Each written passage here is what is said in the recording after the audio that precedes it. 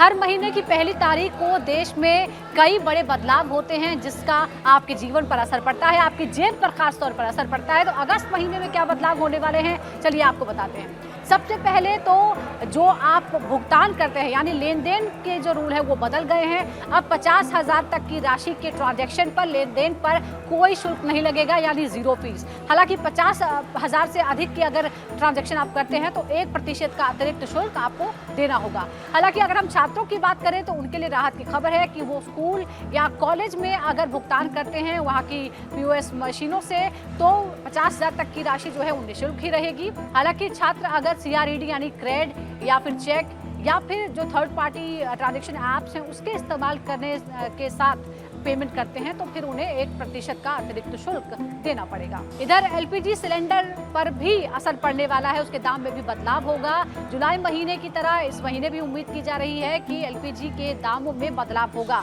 आपको याद दिला दें कि पिछले महीने यानी जुलाई के महीने में 19 किलो के कमर्शियल सिलेंडर के दामों में कटौती की गई थी।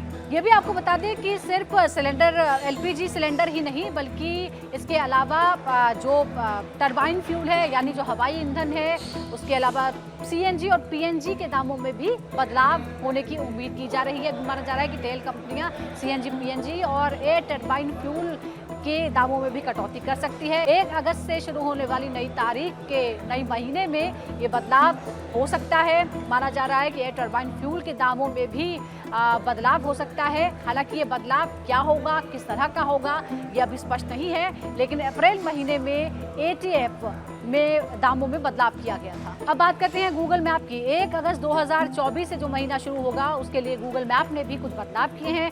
गूगल मैप अपने सर्विसेज के लिए जो चार्ज भारत में लेता है उसमें 70% की कटौती वो कर रहा है जो 1 अगस्त से लागू हो जाएंगे।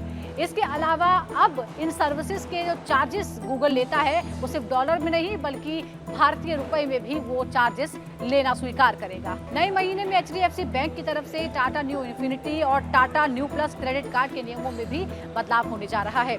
नए नियमों के अनुसार इन कार्ड धारकों को टाटा न्यू UPI ID से लेन देन करने पर 1.5% न्यू पॉइंट्स प्राप्त होंगे। और जाते जाते एक और अहम सूचना आपको दे दे, अगस्त महीने में अगर आपको कोई बैंक का काम है तो कैलेंडर देखकर ही बाहर निकले क्योंकि RBI का बैंक हॉलीडे का जो नया कैलेंडर आया है उसके मुताबिक अगस्त महीने में कुल 13 दिन बैंक बंद रहने वाले हैं, जिसमें रक्षाबंधन, स्वतंत्रता दिवस के अलावा सेकेंड सैटरडे, चौथा शनिवार और संडे का यानी रविवार का अवकाश भी शामिल है। यानी कुल 13 दिनों तक बैंकों में कोई काम नहीं होगा।